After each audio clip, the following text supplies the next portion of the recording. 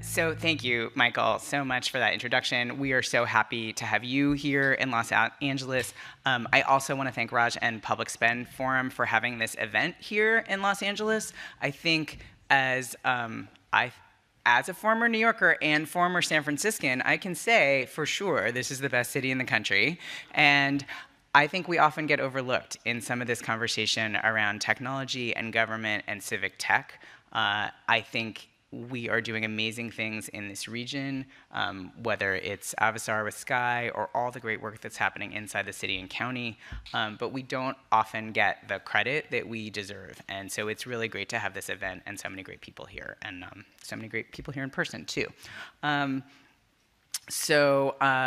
As you heard, I have this kind of interesting journey, both sort of inside and outside of government. I've been involved in civic technology and politics and technology for a long time.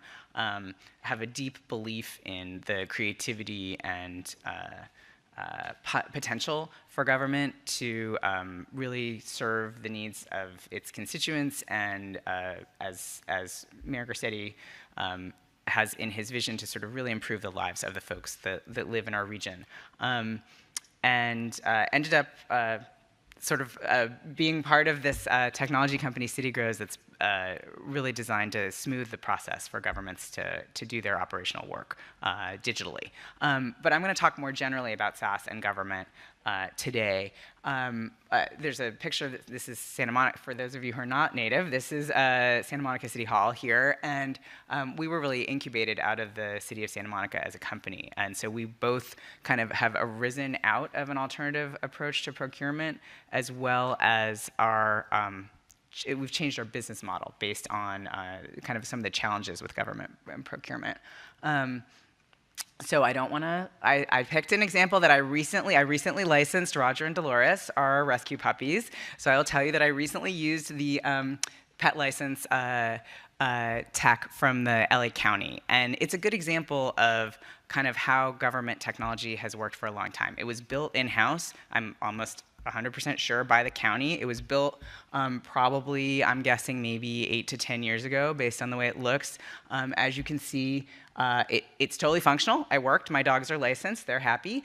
But you know, it hasn't really kept up with current standards, because it's really hard for even an organization with the resources and skills and like Nina Kim and some of the other folks from IT at LA County are good friends. They're incredible folks. It's really hard for institutions to maintain in-house tech right now, partly because government really requires customization, right? Government processes are really particular to where they happen, and like there are good reasons for those things. And for a long time, it meant that you had to build custom software or configure an off-the-shelf product fairly extensively to fulfill the functions of government. Like that was just the way it was because of the state of technology. And so really, folks like LA County were out ahead because they had the resources and the internal skill to build really good tech for its own workflows. But things are different. This is like maybe my favorite Halloween costume ever. We should all maybe go as the Cloud this year. But like the pace of change in technology is so rapid now, right? So many things that just were not possible before are possible now because of the ability to store, just to build completely cloud-based apps, and the inexpensive nature of data storage and the way technology is moving. And I'm going to argue that a lot of the core functions, particularly of local government, really don't require custom-built tech anymore. And that means that there's just a whole different world available to us now of how we not only kind of potentially migrate the existing sort of purpose-built systems that really are necessary on the individual level, because there are plenty of those things that are true, migrate those things into the cloud for efficiency and performance and security, but also kind of change the way we think about how we provide some of these digital services. So I want to tell you a little bit about kind of our origin story as a company, because I think we both came out of an alternative approach to procurement, as I said, and like how we've developed is based on the realities of procurement and at the state and local level now. So Santa Monica, several years ago, started the first Hack the Beach. It was an initiative to try and connect some of the work that was happening in Silicon Beach and our really vibrant local entrepreneurship community here into the city of Santa Monica to improve their functioning. They issued some general challenges. I think they set the project up in a pretty smart way, is that it was a months-long challenge, right? So there were multiple rounds. They sort of solicited ideas from the tech community. Then there was a sort of subset of finalists, and we really got to work very closely with kind of a partner inside the city to understand a specific challenge. So the Startup in Residence program was mentioned earlier, which is started out of the Bay Area. This was kind of a locally grown version of the Startup in Residence program. My co-founder, Steven, submitted to this. It was before I joined the company. We were selected as a finalist, and then we actually were the winner of the first Hack the Beach challenge, which got us a very small contract, but the beginning of a relationship with the city of Santa Monica.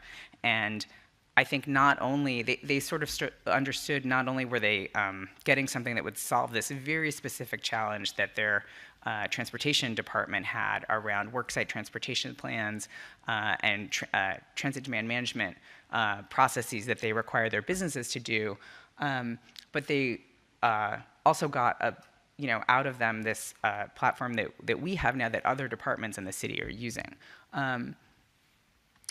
They also realized that they could actually work with a startup, that they could kind of rework their contracting. Some of the conversation earlier about the challenging of contracting, excuse me,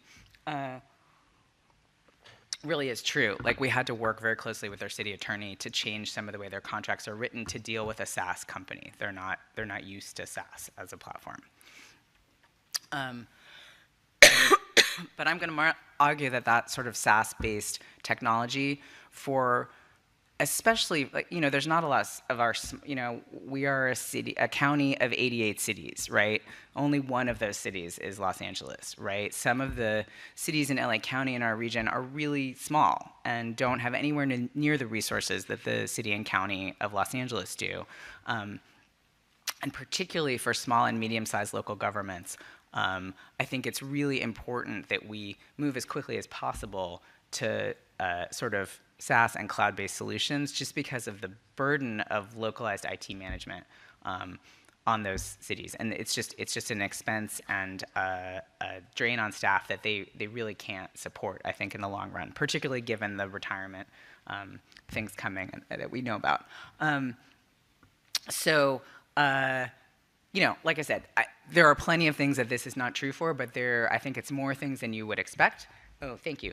That can sort of transition to cloud. And we sort of think about this as a real transition point. And it's one that a lot of the business community has made for a lot of its processes, right? Some of the most successful companies in our region, for example, Cornerstone OnDemand is a billion-dollar company that's located here, and they're a SaaS platform for human resources management that our Innovation Commission funded the city of Los Angeles to use for our HR processes in that innovation fund that we talked about earlier.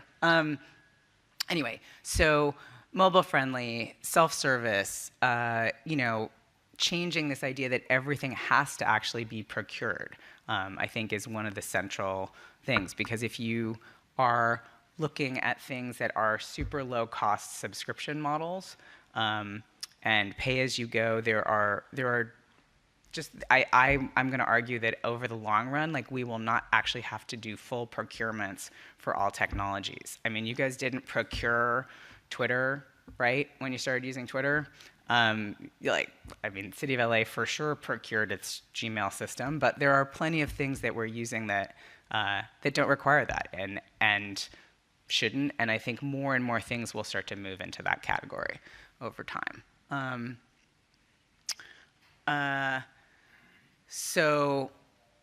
There's different business models that are possible with SaaS that just weren't available. And this is somewhat, I'm going to jump ahead here. so we talked a little bit. Oh, my fonts are a little wonky on this. I apologize. One of the things that's changed, one of the things that Sky mentioned earlier, was the bar for starting a technology startup is much lower. And that's partly because you can pull together existing technologies to make a new service, right? So I, as a startup company, didn't have to build an entire payment processor to be able to accept payments online through our platform.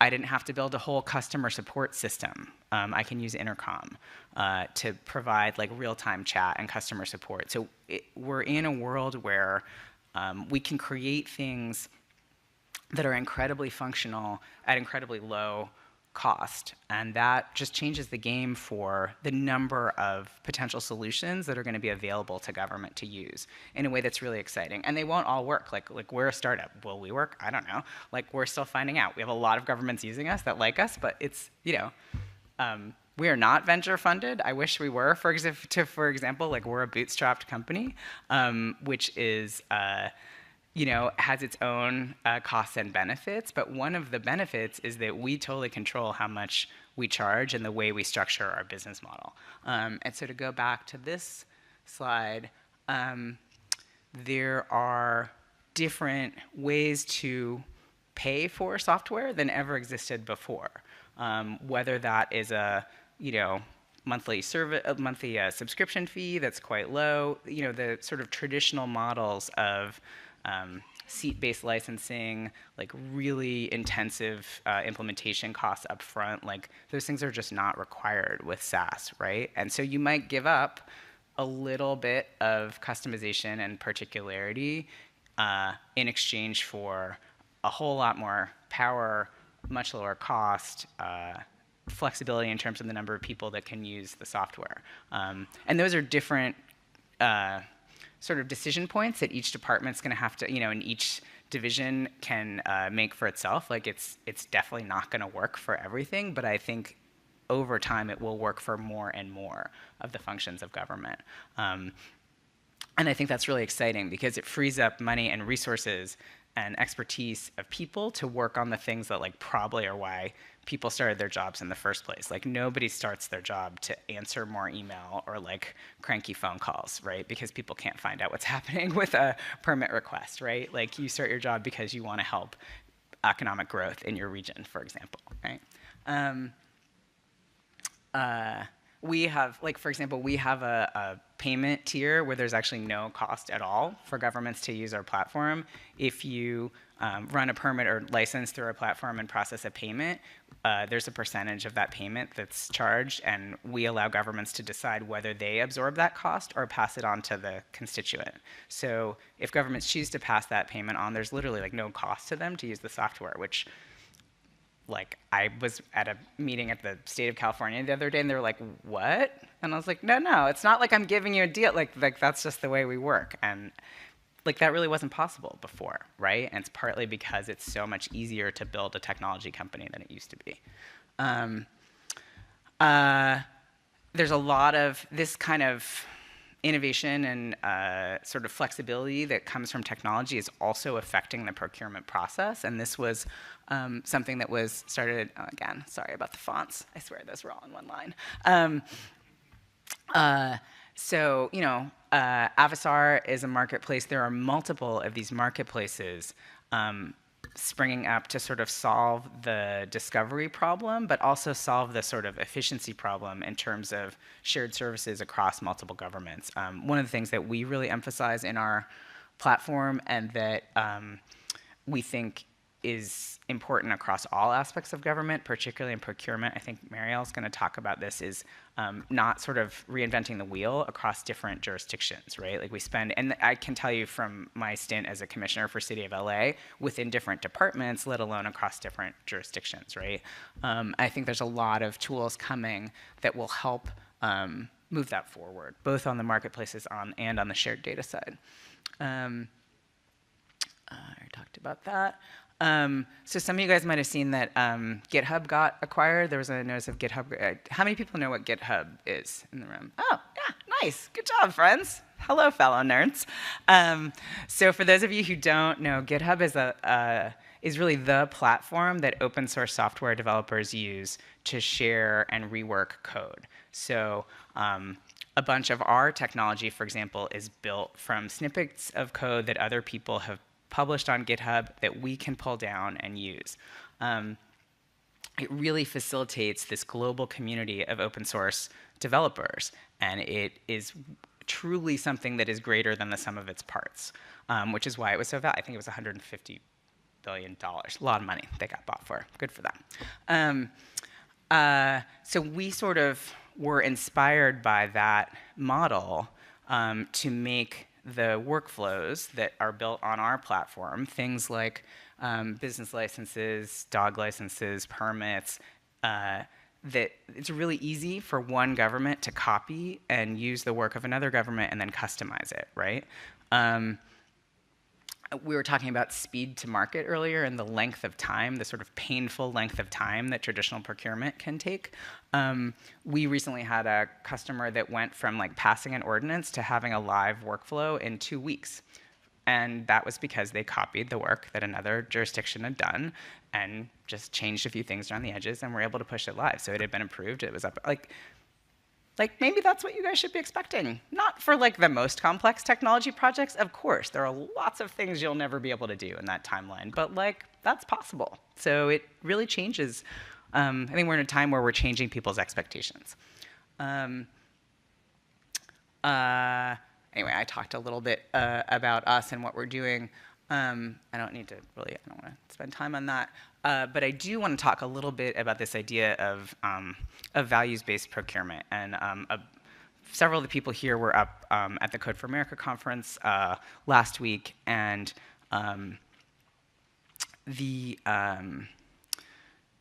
there was a real emphasis, both federal and state level, on like this change in procurement. So it's really exciting that there's so many conversations happening in so many places at the same time about this. And this is something that a bunch of people are sort of thinking about. You've heard of some of these words already today in terms of transparency and equity for letting small businesses as well as large businesses into the system. Portability around not letting folks get locked in, having all your data be accessible and being able to be pulled out and moved around. These values of agile and experimentation and iteration. We're really far from a world of interoperability, right? Like one of the conversations I have with governments all the time is how frustrated people are that they can't connect the data from inside the different silos of their government. But I think we're moving towards that point. And now I'm going to cough a little bit and see if anybody wants to ask any questions. Actually, maybe I can just start out really quick. Do you have any specific examples of, from a procurement standpoint? I think there's a lot of kind of good thinking here in terms of, but what we hear a lot of people struggle with is, okay, how do you practically go do SaaS-based procurement? So are there different statements of work? Or is there a different type of contract? What does it look like, right? I think those are some of the answers that people are looking for. And have you seen any of that out there? Yeah, so it is, we do see, we generally, we're very early in our development as a company. We generally don't have the resources to respond to RFPs. So in general, we don't, unless we're either familiar with the work or invited to apply, which is happening more and more often, which is interesting. Like we're getting calls from very big governments who are interested in our work, which is great, but a little scary because we're still pretty small. So we do see RFPs that sort of have the option for SaaS and cloud-based services in them, but they don't usually require them yet. They're still sort of open to both sides, is what we see, which may be appropriate depending on the work. I'm looking forward to seeing more things that are written specifically for SaaS. I would say on the contracting side, we, for example, don't require like we don't require governments to have a contract with us. They can. We're happy to provide like sample contracts, but it's not a requirement on our end. It is a requirement on many governments' end, so they can document, for example, that we have the level of insurance they require, right? Like we understand that, and we're happy to do that. We have found that it's been very useful to provide sample contracts with the kind of language that support, we're not work for hire, right? It's a different kind of contractual relationship, and one that often city attorneys aren't familiar with. So we provide that to our clients. Does that answer your question? Is that good? Any other questions?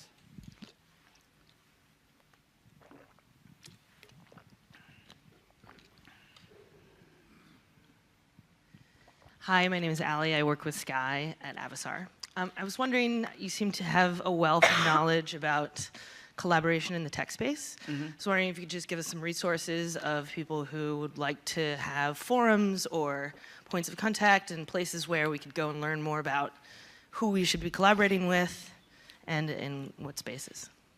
Yeah, I just was watching this like Twitter conversation this morning, kind of coming out of Code for America. So it was talking about how, right, there's these there are these interesting kind of convening organizations in the space, right? So the Bloomberg folks that the innovation team here at the City of Los Angeles came out of is one of those convening organizations. There's ELGL, so the like emerging local government leaders is another one. Locally, there's sort of professional development organizations like MMASC that are doing interesting things. Nationally, obviously, there's What Works Cities, there's Living Cities, there's a bunch of these interesting initiatives that are all sort of touching on, none of them are as procurement focused as Public Spend Forum, I don't believe, but they're all touching on these questions, right? And they're all convening groups. Obviously, there's stuff happening within National League of Cities and U.S. Conference of Mayors and those groups too, right? Like all those folks are looking at different ways to connect in to technology and ways to surface new opportunities for their memberships and technologies, and they're doing it in different ways. Like U.S. Conference of Mayors for several years now has had a like a showcase at South by Southwest, right? It's kind of a challenge competition for tech startups. These are all different ways to sort of connect with different procurements. I mean, the mayor's office here has done many different kind of tech challenges, data visualization challenges, like ways to surface both individuals who might want to connect with government, the sort of network of Code for America. So I'm one of the co-founders of Hack for LA, which is our Code for America brigade here in Southern California. We do National Day of Civic Hacking challenges. Some of those folks who started off, for example, in the civic tech kind of volunteer side have now moved into government. There's some informal things happening.